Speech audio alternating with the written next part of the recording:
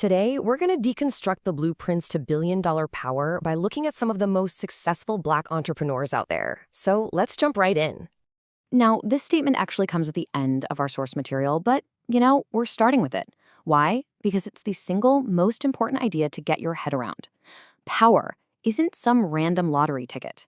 The paths to incredible wealth and influence are deliberate, they're strategic, and they are meticulously engineered.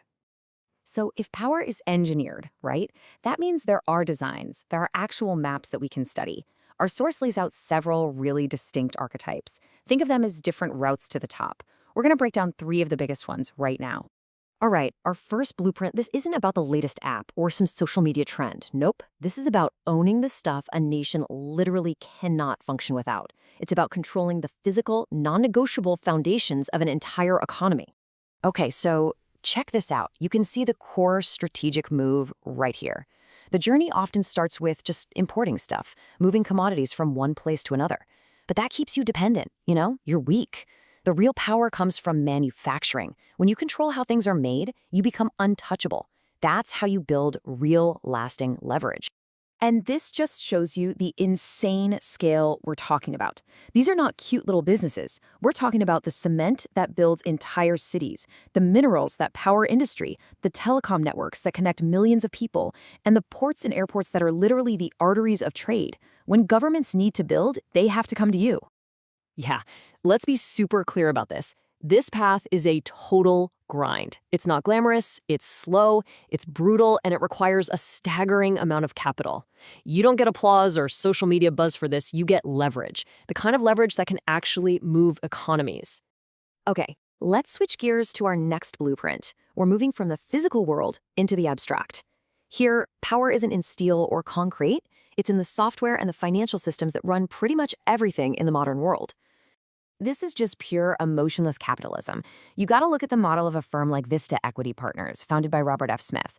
The playbook is so methodical. You don't try to invent the next big thing. You buy established, critical, kind of boring enterprise software. You optimize it ruthlessly, and you lock in that predictable recurring cash flow. And this slide, wow, it just highlights such a fascinating contrast. You've got the allocator, whose risk is calculated, it's financial.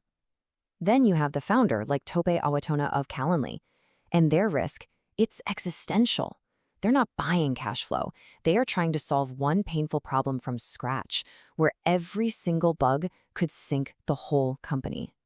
So here's the end game, the real secret sauce for both the allocator and a data strategist like Alex Karp of Palantir. The ultimate goal is deep, deep integration. You want your software so embedded in how a client runs their business, whether it's a huge company or a government agency, that ripping it out would be, well, basically operational suicide. That right there is the ultimate competitive moat. All right, our third blueprint. This one moves away from physical stuff and digital code and into the infrastructure of the mind, things like attention, trust, and narrative. This is all about systematically turning cultural influence into hard, tangible equity. This quote says it all, and it's totally inspired by the journey of Tyler Perry. Think about it. Being the talent means you're waiting for someone else to give you a chance. You're waiting to get cast. But when you own the production, the distribution, the land itself, you become sovereign. You stop asking for permission, and you start writing the checks.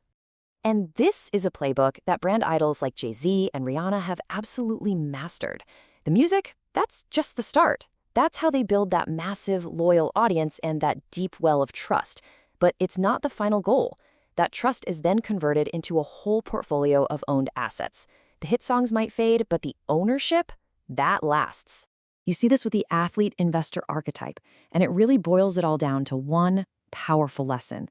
A salary ends, an endorsement deal is temporary, but licensing your name, taking actual ownership stakes in companies, and using your fame to get access to deals other people can't, that is how you build wealth that lasts way longer than your physical career.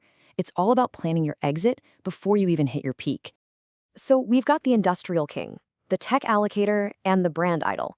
They all seem so different, right? But what's the one thing that connects all of them? Well, it comes down to a single word: control.